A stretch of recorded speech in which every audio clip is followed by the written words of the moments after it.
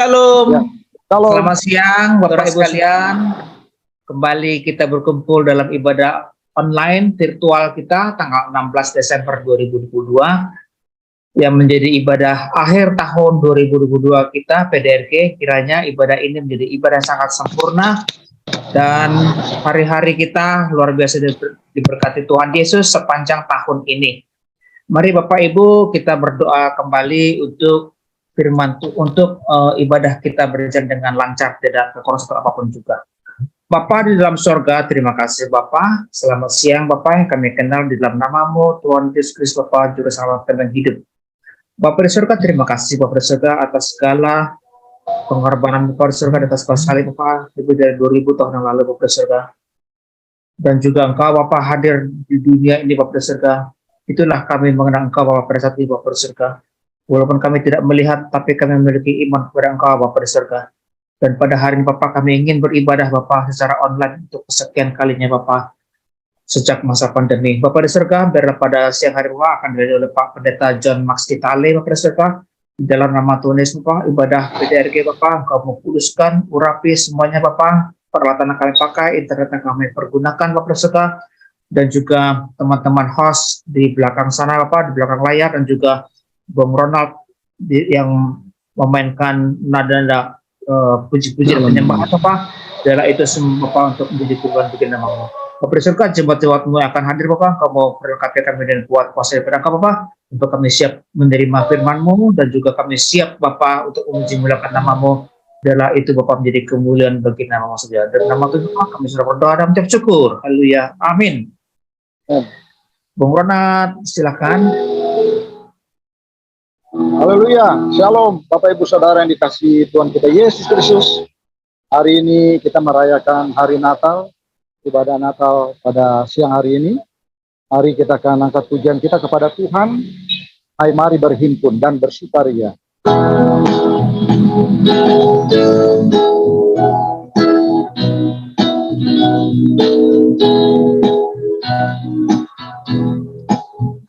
Hai mari pergi dan bersukaria, hai mari semua ke Betlehem.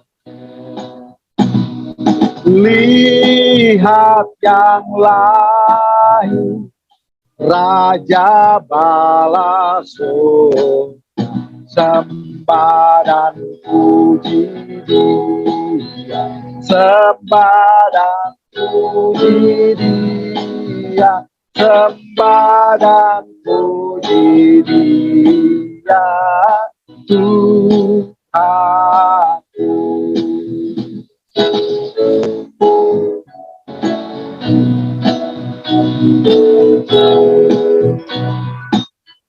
Terang yang ilahi, terang yang ilahi, Allah yang sejati telah turun menjadi manusia. Allah sendiri dalam rupa insan, sembah dan puji Dia, sembah dan puji Dia, sembah dan puji Dia, Tuhanku. Sembah dan puji Dia, sembah dan puji Dia, sembah dan puji Dia, Tuhanku. Sembah dan puji Dia, Tuhanku.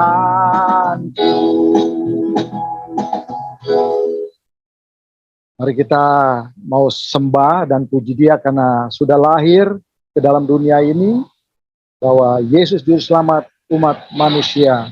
Kita angkat pujian kita kepada Tuhan. Kita mau katakan Dia lahir.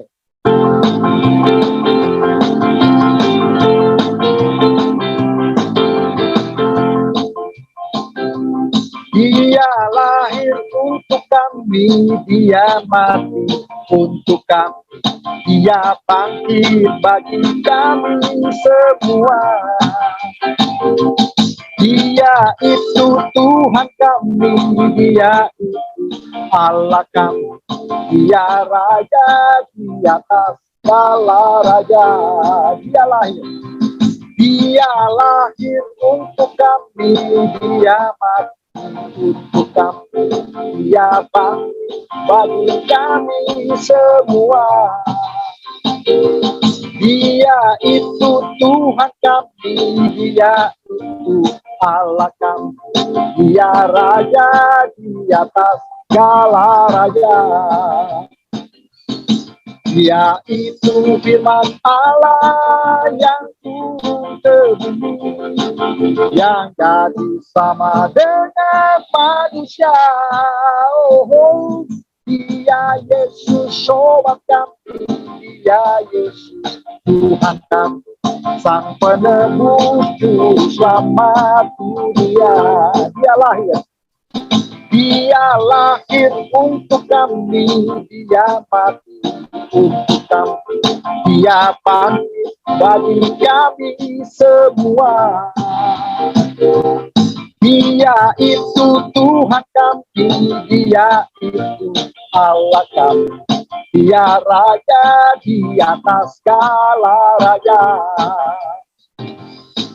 Dia itu firman Allah yang turun ke bumi, yang jadi sama dengan manusia. Oh, dia Yesus sobat kami, dia Yesus Tuhan kami, Sang Penebus Juru Selamat dunia.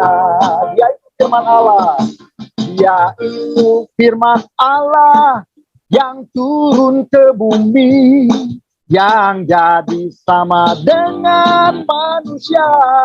Oh, dia Yesus sobat kami, dia Yesus Tuhan kami, Sang Penebus Juru Selamat dunia. Jadi glory bagi Sang Raja. Oh, nyanyi glory bagi Sang Raja. Nyanyi glory bagi Sang Raja. Mari rayakan dan nyanyi, mari serukan. Mari serukan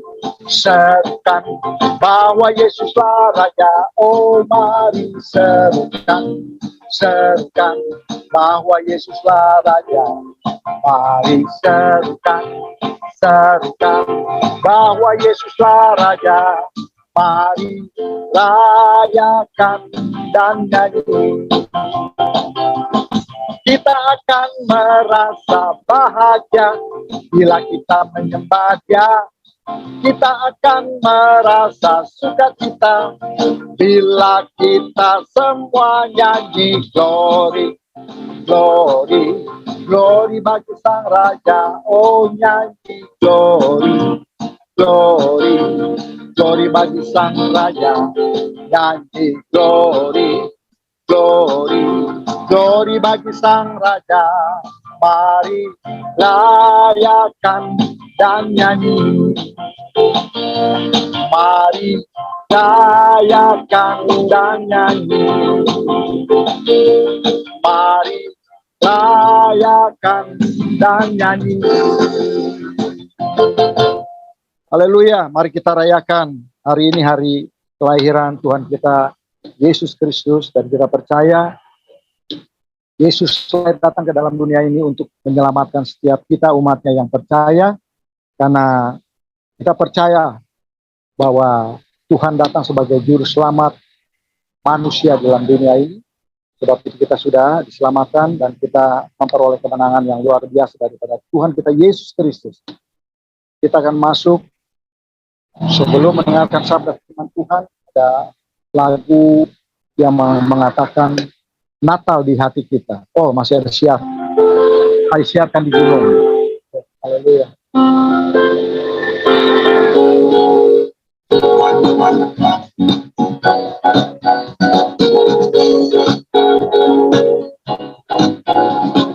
Hai, siarkan di gunung, di bukit dan di mana jua. Hai, siarkan di gunung, lahirnya Almasih. Di waktu kau gembala menjaga dombanya, dari langit cahaya mulia.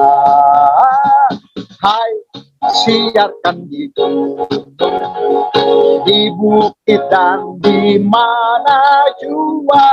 Hai, siarkan di gunung, lahirnya Almasih. Di waktu kau gembala menjaga dombanya, terpancar dari langit cahaya mulia. Hai, siarkan di gunung, di bukit dan di mana jua. Hai, siarkan di gunung, lahirnya Almasih. Di waktu kau gembala menjaga dombanya, terpancar dari langit cahaya mulia. Hai, siarkan di gunung, di bukit dan di mana jua. Hai, siarkan di gunung, lahirnya Almasih. Lahirnya Almasih, lahirnya Almasih. Mari kita siarkan di gunung, kita siarkan bahwa lahirnya Yesus, Juru Selamat umat manusia. Amin. Tiba saatnya kita akan mendengarkan sabda firman Tuhan pada ibadah Natal pada siang hari ini. Kita mau angkat pujian kita kepada Tuhan. Kita mau katakan,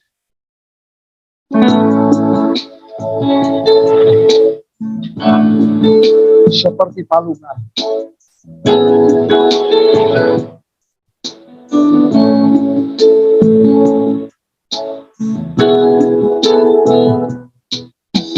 Seperti palungan, layakkanlah hati nyambutmu Tuhan. Seperti emas kemenyandanmu, biar hidupku berkenan padamu. Sebab Natal tak akan berarti tanpa kasih-Mu. Lahir di hatiku hanya bersamamu, Yesus, ku rasakan selalu. Indahnya Natal di hatiku. Seperti palungan, seperti palungan, layakkanlah hati nyambutmu Tuhan. Seperti emas kemenyandanmu, biar hidupku berkenan padamu. Sebab Natal tak akan berarti tanpa kasih-Mu. Lahir di hatiku hanya bersamamu, Yesus ku rasakan selalu. Indahnya Natal di hatiku, seperti palungan, seperti palungan. Layakkanlah hati menyambutmu Tuhan, seperti emas kemenyandanmu, biar hidupku berkenan padamu.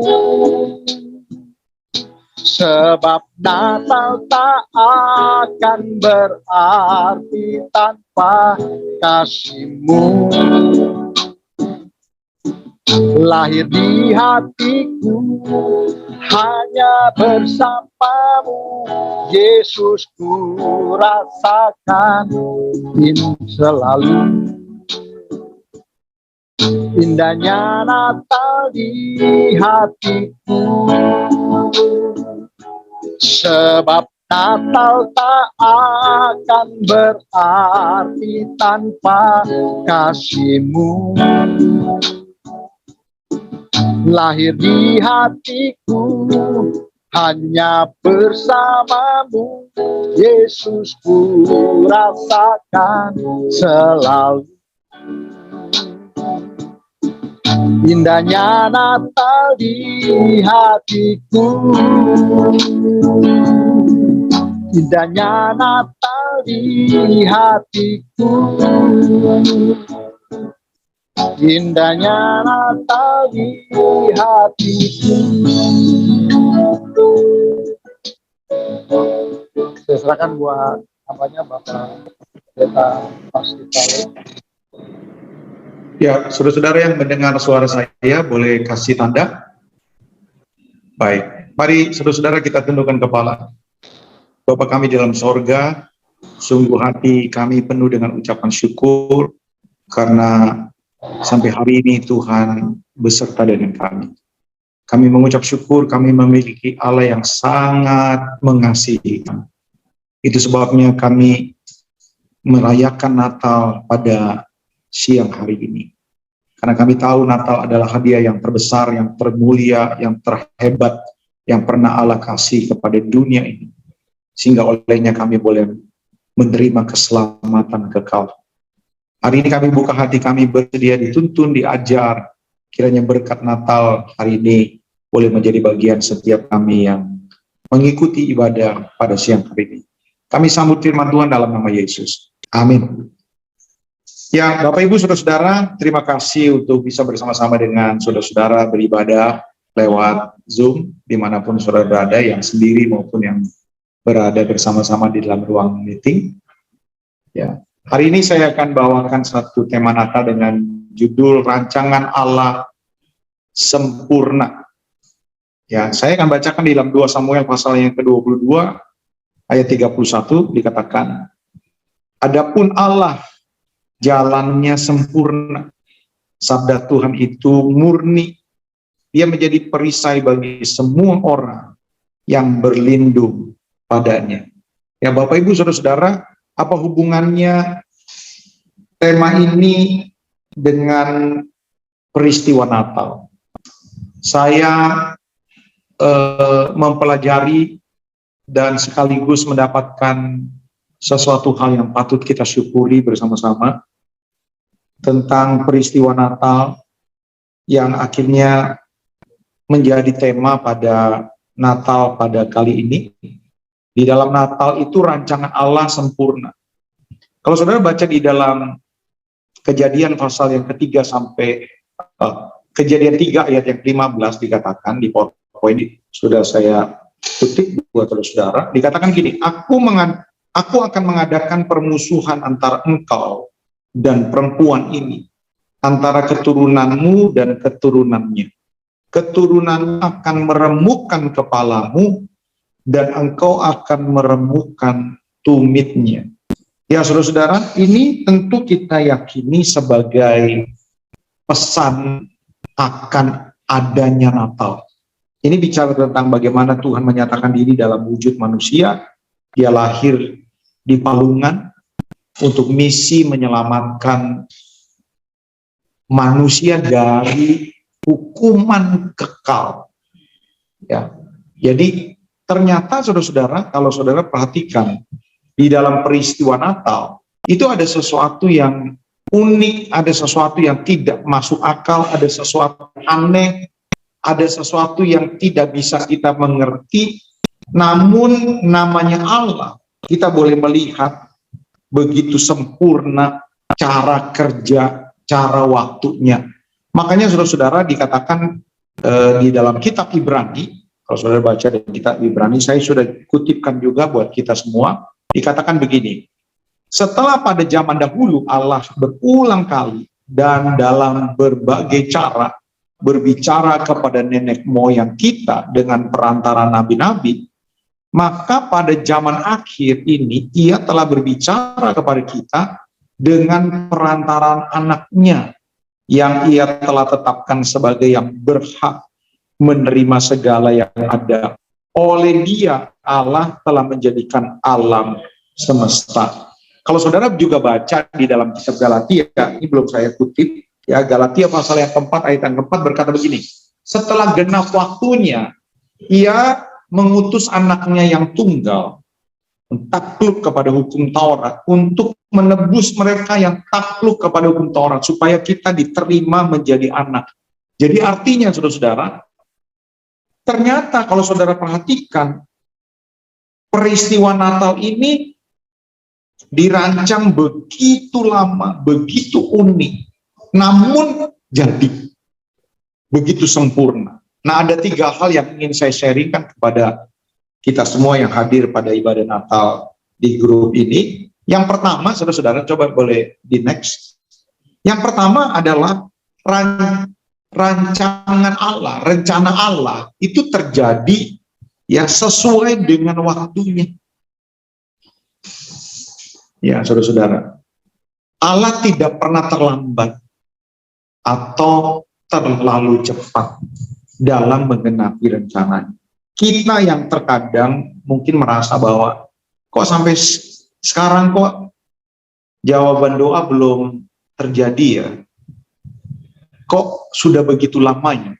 Kalau saudara perhatikan Natal, ya saudara-saudara, Natal sudah direncanakan bahkan sebelum dihitungnya waktu. Saudara tahu enggak kapan waktu mulai dihitung? Kira-kira menurut saudara? Waktu itu mulai dihitung ketika Adam keluar dari Taman Eden. Jadi kalau saudara hitung waktu Adam sampai Tuhan Yesus, itu 4.000 tahun. Bayangin, dapatkah kita berpikir ada satu planning yang dikerjakan bukan cuma puluhan tahun lalu selesai, bukan cuma ratusan tahun lalu selesai. Ratusan tahun juga mungkin agak bingung juga ya kita bagaimana mengukurnya, bagaimana melihat hasilnya. Ini dirancang dari Adam sampai Tuhan Yesus lahir, itu 4.000 tahun. Ini begitu lama ya, saudara, begitu lama. Nah, tapi kalau kita melihat, kenapa sampai Allah menunggu begitu lama? Ya itulah waktunya. Kita tidak bisa mengerti. Saya menikah tahun 96, Bapak Ibu. Tapi saya untuk mendapatkan anak, itu baru tahun 2003. Jadi, saya harus nunggu anak 7 tahun dulu. Saya itu keturunan banyak anak. Saya 8 bersaudara. Istri saya sama keturunan banyak anak, 6 bersaudara. Tapi untuk mendapatkan 1 orang anak saja, saya harus menanti 7 tahun dulu. Ada nggak yang lebih lama dari saya? Ada. Tapi 7 tahun kan juga bukan waktu yang sebentar, toh. Ya, saudara-saudara. Itu waktu yang menurut saya, aduh, kok kenapa saya harus nunggu begitu lama? Ternyata, saudara-saudara, Allah itu tahu betul waktu yang tepat buat saya. Kenapa saya sampai di pending 7 tahun? Saya tidak bisa bayangkan ya ketika saya menikah tahun 96, lalu tahun 97 saya punya anak. Sementara saya punya motor aja enggak, saudara. Saya punya motor aja enggak. Walaupun motor bukan ukuran gitu, saya sedang ngajak saudara untuk berpikir bagaimana saya mendapatkan akhirnya seorang anak punya motor aja enggak. Saya tuh enggak punya rumah, ya saudara-saudara.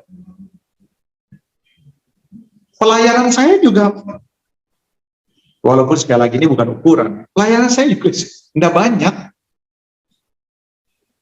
Jadi ternyata Tuhan pending saya 7 tahun.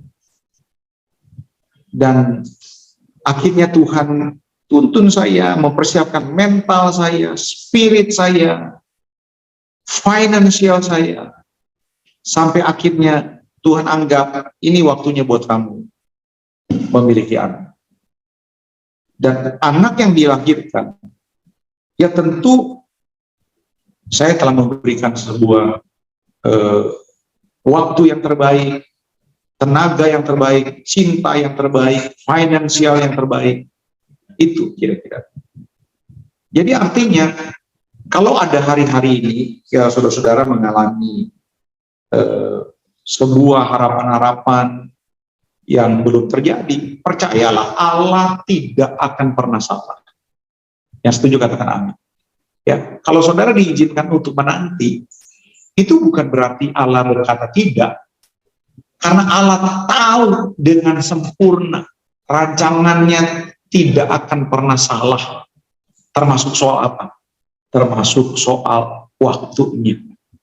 Jadi ini hal yang pertama yang saya dapatkan ketika Allah merencanakan Natal begitu lama. Sampai 4.000 tahun baru digenapi. Dan kita harus yakini bersama-sama.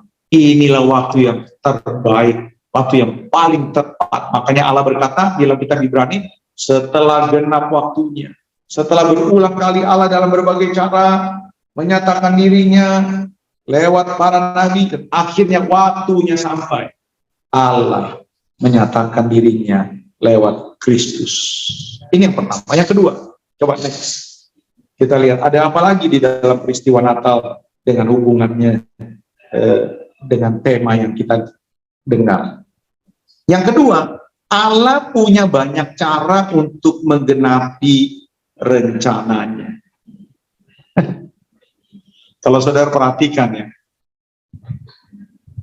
siapa suka baca Matius 1 ayat 1? Kebanyakan orang suka skip Matius 1 ayat 1. Boleh dikembalikan wajah-wajahnya, operator. Ya. Kebanyakan kita kan paling segan baca Matius 1 ayat 1 ya. Ini memperanakan ini memperanakan ini memperanakan ini. Coba jujur, apa sih yang kamu saudara dapat waktu baca? Ini memperanakan ini memperanakan ini.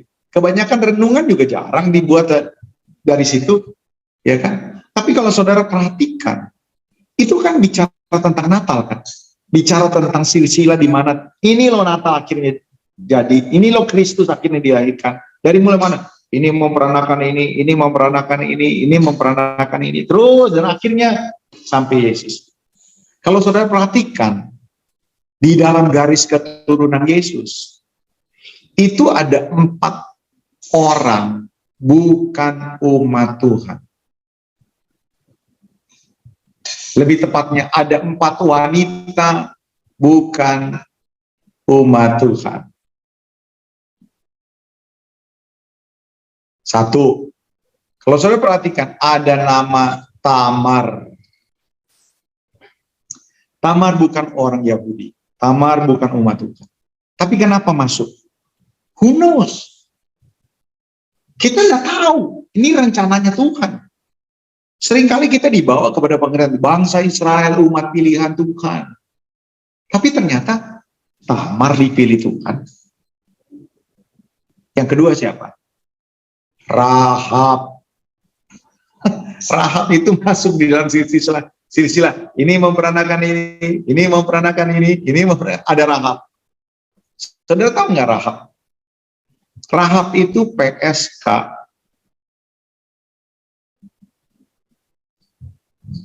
PSK saudara tahu? Di puncak tuh ada tuh, di puncak penjual sate kiloan.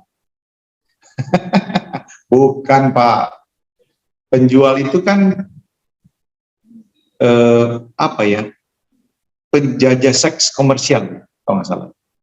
Ya, PSK itu pelacur, Rahab itu pelacur. Saudara mau tanya sama Tuhan, kenapa kok pilih Rahab? Jadi Tuhan Yesus kalau digarisin, ya lahir dari Rahab. Itu silsilahnya Tuhan Yesus. Kita mau bertanya, why? Kenapa Tuhan? Kok nggak elok banget ya? Siapa kita bisa berkata, Tuhan kok nggak elok ya? No. Ternyata Tuhan punya banyak cara untuk menolong kita. Buat ada di antara saudara, kita sering ngomong atau nyanyi, kalau lain ditolong, saya juga. Saudara pengen ditolong dengan cara yang orang itu ditolong. Tuhan, saya ini punya sakit kanker, Tuhan. Tuh orang lain kankernya ditolong, mujizat terjadi. Saya percaya kalau orang lain ditolong, saya juga. Saya percaya mujizat Allah dinyatakan, lalu saudara diam saja, percaya gitu. Padahal Tuhan sudah suruh saudara, you kemo. Aku mau sembuhkan kamu dengan kemo. Kenapa kita batasin Tuhan? Saya percaya mujizat ada. Tapi Tuhan punya banyak cara. Satu kali dia sembuhkan orang hanya dengan berkata, jadilah melek. Orang melek. Tapi satu kali dia melihat orang buta juga. Dia ngeludah, Pak, ngeludah, Bu, ke tanah. Lalu tuh ludahnya bercampur dengan tanah, lalu dia gulung-gulung seperti dia buat kelereng. Lalu tuh tanah yang basah dia masukin ke dalam mata orang yang buta itu, lalu jadi buta. Kenapa kita mau membatasi Tuhan? Tuhan, aku pengen seperti ini, aku pengen seperti ini, Tuhan, aku percaya mujizat-Mu. No.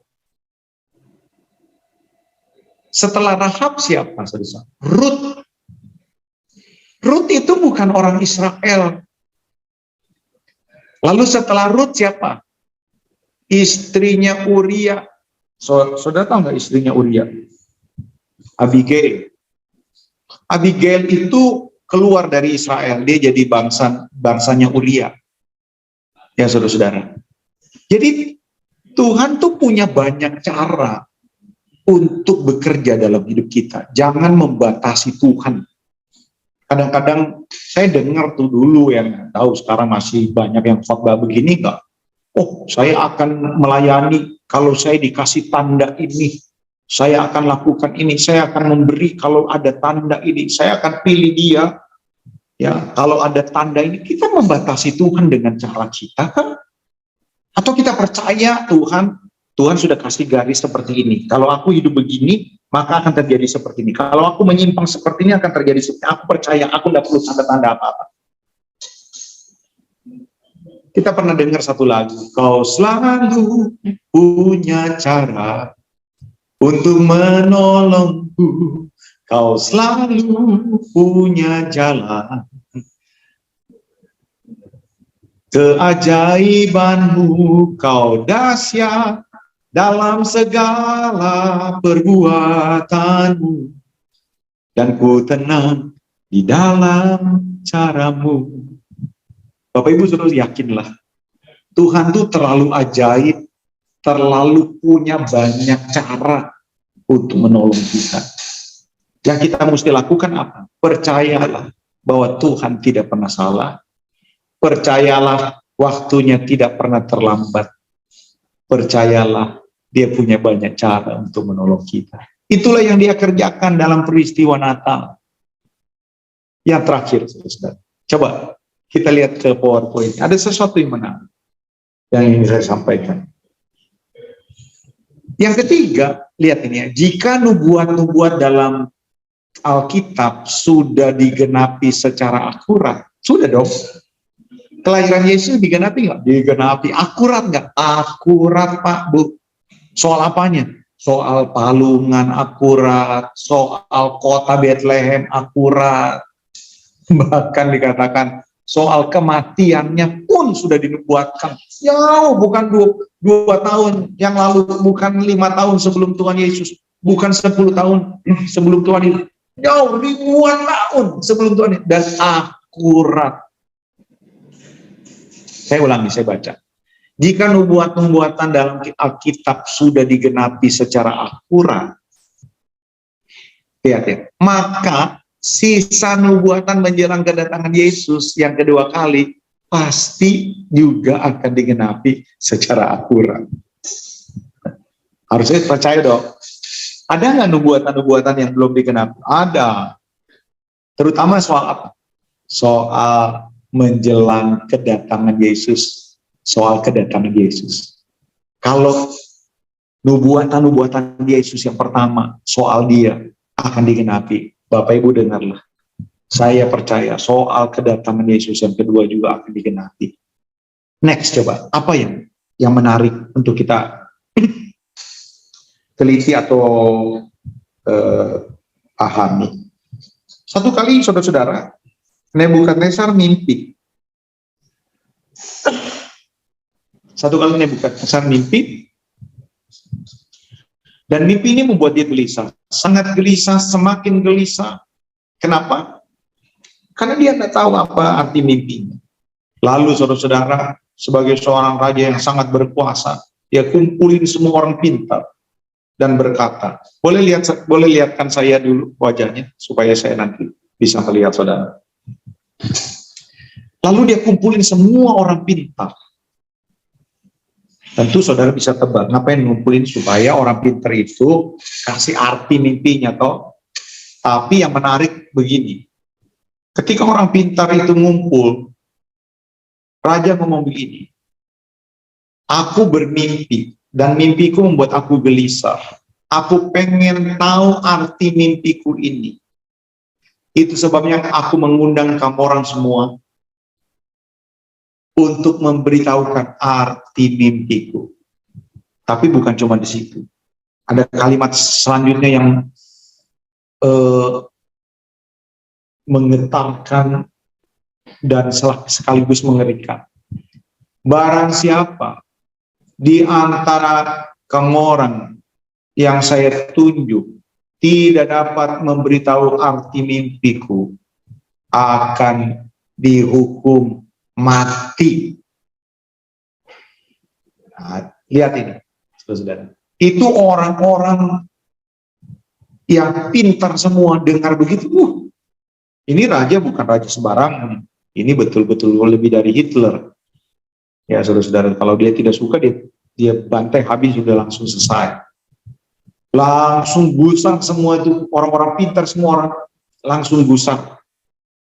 Kenapa? Karena kalau misalnya nggak bisa tahu arti mimpi kan dibunuh. Tapi mereka semua berunding, semua berunding dan ngomong begini, tenang saja. Kita kasih tahu aja mimpinya. Kalau misalnya dia lihat pohon, kita kasih tahu mimpi arti pohon ini. Kalau dia lihat kodok, ya kita kasih tahu kodok artinya begini. Kalau dia mimpi awan, kita kasih tahu arti awan begini. Siapa yang tahu toh? Begitu, jadi gampang saja itu kita kasih tahu begitu, kita sepakat ya. Ternyata saudara-saudara ada kalimat selanjutnya yang belum selesai diucapkan oleh Nebukadnezar. Jadi persyaratan begini, kalian harus kasih tahu apa arti mimpiku, sebab kalau tidak bisa kasih tahu arti mimpiku, kalian akan dibunuh. Jadi, peraturannya begini. Aku akan panggil kamu orang satu persatu, lalu tebak dulu mimpi aku apa. Langsung pucat semuanya, saudara. Siapa yang bisa tahu mimpi seseorang? Angel, saya tanya sama kamu, mimpi aku semalam apa? Coba kau tebaklah. Ampun Pak, nggak bisa Pak. Jadi Bapak Ibu saudara-saudara dengar, keputusan Raja Nebukadnezar bikin semua itu orang pintar pucat. Kenapa? Karena tidak ada seorang pun yang tahu mimpi seseorang. Dipanggil satu persatu, Sanusi, maju ke depan. Tebak apa mimpi aku semalam? Sanusi nebak-nebak kan. Raja mimpi awan gelap, salah kancung. Sutomo maju ke depan. Sutomo dipanggil. Tebak mimpiku apa? Raja mimpi pohon beringin. Salah kau, pancung. Semua salah, saudara-saudara. Karena tidak ada seorang pun yang tahu. Tapi ini berlaku buat siapa, saudara? Buat juga Daniel. Daniel bisa kena hal yang sama. Lalu Daniel diperhadapkan. Daniel tahu ini dia juga terancam hidupnya. Tapi dia punya Tuhan yang tahu segala masa, tahu hati manusia. Dia Tuhan yang maha tahu. Dia datang kepada Tuhan, dia berkata, Tuhan, Engkau yang tahu semua hati manusia, Engkau yang tahu semua hal, termasuk mimpi. Jadi Daniel dikasih tahu Tuhan, mimpinya Nebukadnezar. Nama terakhir yang dipanggil, Daniel, orang Israel, maju ke depan. Tolong, sama peraturannya sama kamu. Apa arti mimpiku? Dan tebak dulu mimpi aku apa. Lalu Daniel berhadapan di hadapan Nebukadnezar berkata, Tuanku bermimpi, di depan Tuanku ada sebuah patung besar menjulang megabahkan sampai ke langit. Kepala terbuat dari emas, dada terbuat dari perak, perut terbuat dari tembaga, dan kaki terbuat dari besi. Bagian kakinya di bawah, jari-jarinya bercampur dengan tanah liat. Lalu Daniel memberitahukan arti mimpinya. Kepala itu adalah Tuanku, megah. Semua akan tunduk kepada Tuanku. Tapi satu kali Tuanku akan hilang. Karena ada dua bangsa akan datang untuk menghancurkan Babil. Lalu dua bangsa ini juga tidak akan berlangsung lama, akan muncul satu bangsa.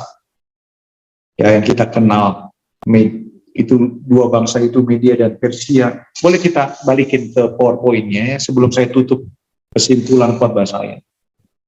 Ini gambarnya, saudara-saudara. Jadi ini yang dinubuatkan oleh Daniel. Dan ternyata di dalam sejarah, Babil itu betul-betul hancur. Waktu zamannya Nebukadnezar, Media dan Persia itu suku kecil. Jadi nggak mungkin. Tapi ternyata di dalam pemandangan Tuhan, dia tahu sampai ke depan. Media dan Persia menjadi besar dan akhirnya menggulingkan Babil. Ternyata Media dan Persia juga hancur. Satu bangsa yang namanya Yunani menghancurkan. Lalu apa yang terjadi? Yunani pun hancur. Dan kalau saudara baca, penggenapan yang terakhir soal apa? Soal besi bercampur dengan tanah liat. Itu bicaranya tentang kebangkitan demokrasi. Ya saudara-saudara, bagaimana kuatnya demokrasi, namun juga lemah. Saudara dengar Ahok, itu benar. Tapi dengan demokrasi, dengan kekuatan massa kesepakatan, Ahok itu bisa dipenjara. Jadi begitu rapuhnya. Dan ini akan terjadi. Ini bicara tentang apa yang akan terjadi di akhir zaman menjelang kedatangan Tuhan. Satu batu muncul ya dari langit dan menimpa semua ya bagian bawah patung itu dan semuanya lenyap. Tuanku di atas lenyap, bagian Media Persia lenyap, bagian Yunani lenyap, bagian Roma lenyap, dan bagian yang terakhir pun lenyap. Satu kali nanti Tuhan yang akan berkuasa. Saya ingin saudara-saudara, lihat di bagian yang terakhir dari saya, PowerPoint ini coba ditampilkan. Ini saudara-saudara, nubuat terakhir. 2 Timotius 3 ayat 1, ketahuilah bahwa pada hari-hari terakhir akan datang masa yang sukar. Saudara suka atau tidak suka, senang atau tidak senang, kesusahan akan melanda dunia. Dan ini sedang terjadi. Sudah terjadi. 2023, banyak nubuatan tentang kesusahan. Bahkan bukan cuma hamba Tuhan yang nubuat. Sri Mulyani, saudara-saudara, Menteri Keuangan, dia sudah prediksi. Kita akan berhadapan dengan masa-masa yang sulit. Tapi dengar, percayalah, Tuhan akan pelihara kita. Bukan supaya kita kaya, ya, tapi paling tidak supaya kita bisa dapat bertahan. Matius 24 ayat 32. Tariklah pelajaran dari perumpamaan tentang pohon ara. Apabila ranting-ranting yang melembut dan mulai bertunas, kamu tahu bahwa musim panas sudah dekat. Demikian juga jika kamu melihat semuanya ini, ketahuilah bahwa waktunya sudah dekat, sudah di ambang pintu. Ini bicara tentang kedatangan Yesus, Pak. Semua teolog sama, mau ada aliran Pantekosta kah, mau aliran Reform kah, mau Protestan kah, mau Armenian kah, mau Katolik kah. Ini ayat, mereka semua sepakat. Ini bicara tentang bangkitnya Israel. Israel itu pernah tidak ada lebih dari 1800 tahun. Dimulai dari hancurnya Israel oleh Jenderal Titus. Setelah itu orang Israel di tanahnya sendiri nggak ada.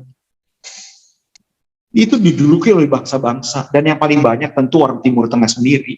Orang-orang Arab, banyak di situ orang Palestina. Sampai kapan? Sampai 1918. Inggris memenangkan Perang Dunia Pertama, menyebabkan orang Israel yang berpengaruh bisa beli tanah. Mulai saat 1918, orang Israel beli tanah lagi, terus.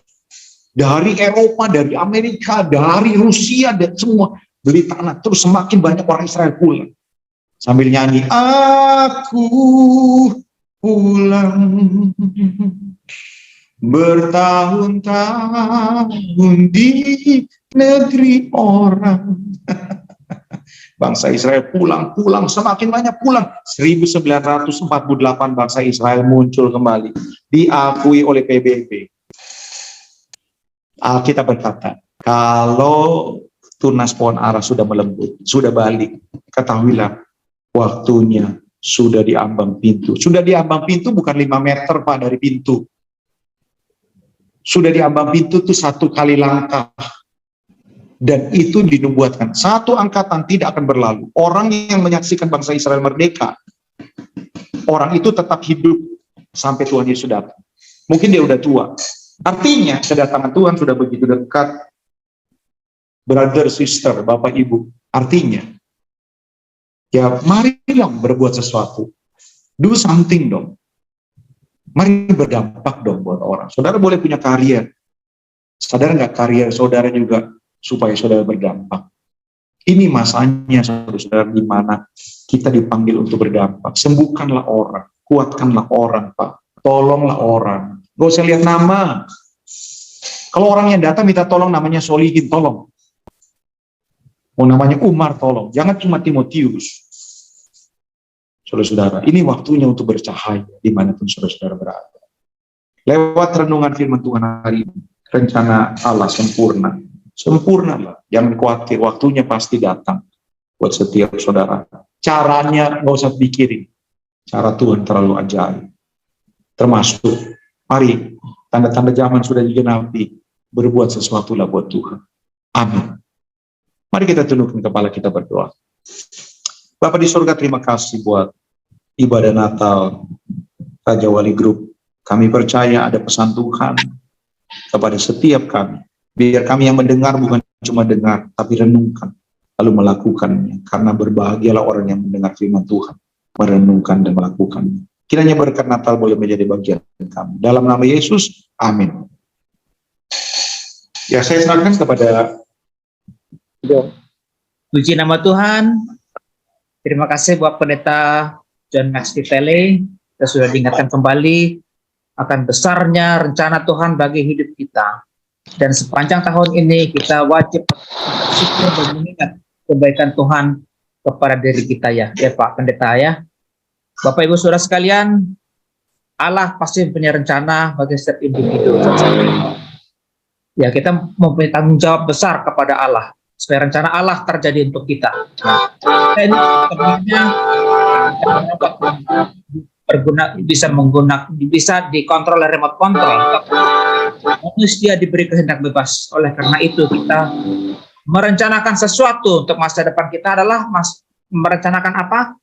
Adalah merencanakan yang abadi, yaitu untuk persiapan Kristus datang. Supaya kita bisa memuliakan nama Tuhan sepanjang tahun 2023 mendatang. Puji nama Tuhan. Mungkin ada yang mau disampaikan, Pak Angel? Ya, Bapak Ibu, terima kasih. Saya mau mengucapkan terima kasih dari pengurus untuk semuanya. Untuk Bapak Ibu yang setia hadir, Bapak Ibu yang baru, semua yang mendukung kami dan diberkati bersama-sama di persekutuan doa Raja Wali ini. Tanpa kita sadari ya Bapak Ibu, kalau kami PDRG, kita semua sudah berada di penghujung tahun 2022. Jadi ini ibadah terakhir untuk tahun ini. Luar biasa penyertaan Tuhan ya. Tanpa kita sadari kita sudah 2 tahun, 3 tahun melewati pandemi. Sekarang sudah jagoan semua. Seperti yang Bapak John Vitale katakan, yang harusnya kita lakukan sekarang bukannya kita mengingat-ingat pandemi atau endemi, tapi gimana caranya di zaman yang now, zaman sekarang, kita menjadi duta-duta Kristus ya Bapak Ibu. Kami juga terus mengundang Bapak Ibu untuk tetap hadir di persekutuan doa kami, persekutuan doa Raja Wali ini tahun depan.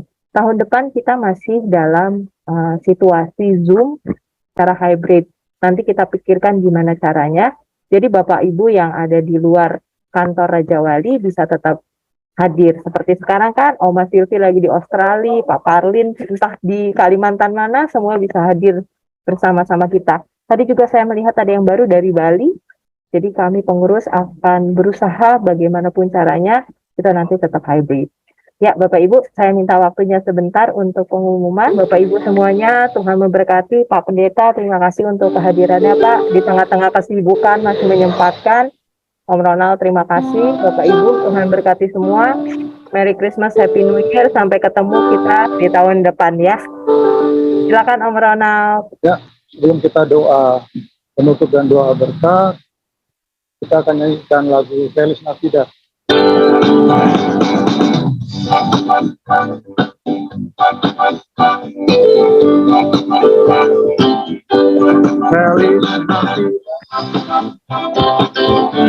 Feliz Navidad, Feliz Navidad, prospero año.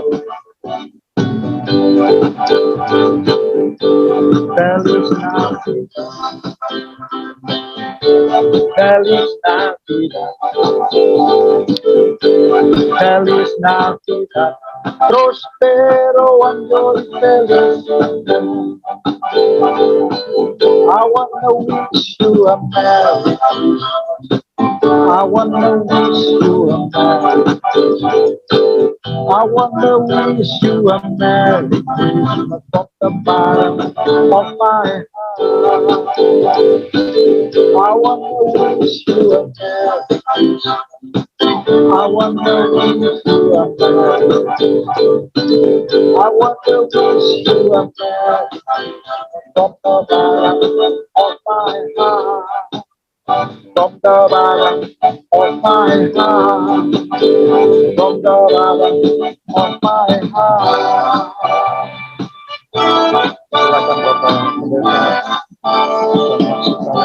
Ya, baik Bapak Ibu, saudara-saudara, ibadah sudah selesai. Sebelum kita doa berkat, kita akan doa syafaat terlebih dahulu. Mari kita tundukkan kepala. Bapak di dalam sorga, kami mengucap syukur Tuhan pimpin ibadah kami. Terima kasih untuk berkat penyertaan Tuhan luar biasa ibadah kami hari ini. Menyerahkan semua Tuhan apa yang boleh kami kerjakan ke depan. Kami berkati bangsa Indonesia. Ada shalom Tuhan untuk bangsa ini. Ada kedamaian. Tuhan hindarkan dari paham radikalisme, dari perpecahan.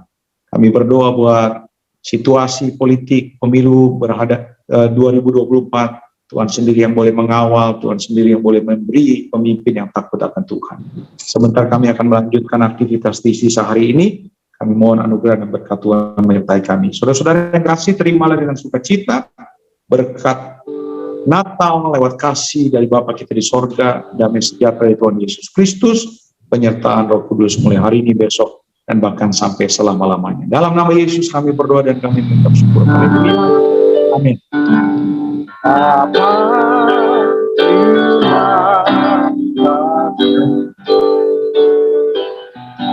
Bapa terima kasih, Bapa di dalam surga, Ku berterima kasih.